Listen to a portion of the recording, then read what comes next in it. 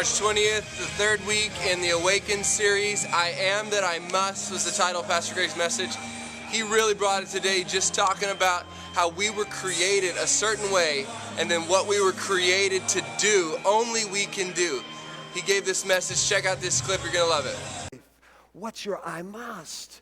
I am praying that this church, you people, would be awakened, that God's got an I must for your life. Nothing should hold you back from your purpose, God's dream for your life. Some of you are called to be missionaries.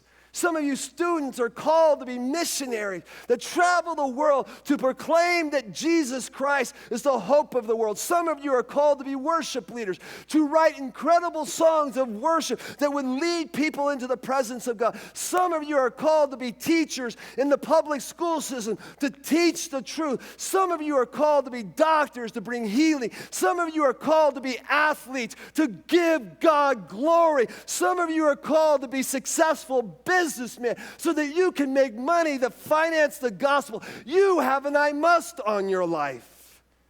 When you have an I must, it will keep you in the midst of the storms of life. In Acts chapter 27, and our worship band's going to come out back as we get ready to close this morning. Paul, the Apostle Paul, is on a ship, and he's in a Category 5 storm. You read it. I mean, everybody on the boat. Read the story. Everybody on the boat thought they were going to die. And then God speaks in the midst of that storm to Paul, and he says this, watch this. Do not be afraid. That's what happens when you have an I must in your life. You must stand trial before Caesar. Now the backstory of this is that God had told him that he must go to Rome to represent who Jesus Christ was. And then God said to him, and God has graciously given you the lives of all who sail with you. See, in the midst of the storm, it was his I must that kept him.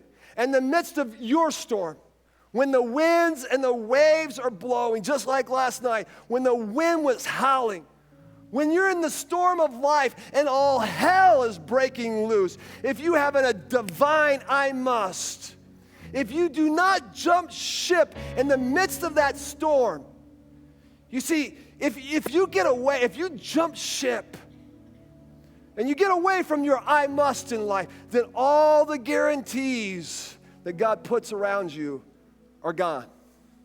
But if you don't jump ship, but if you stay on board in the midst of that ship may go through some storms. You may be going through some storms. Your family may be going through some storms. But if you have an I must on board, hell can't sink your ship. You're going to make it to the other side, people. You are.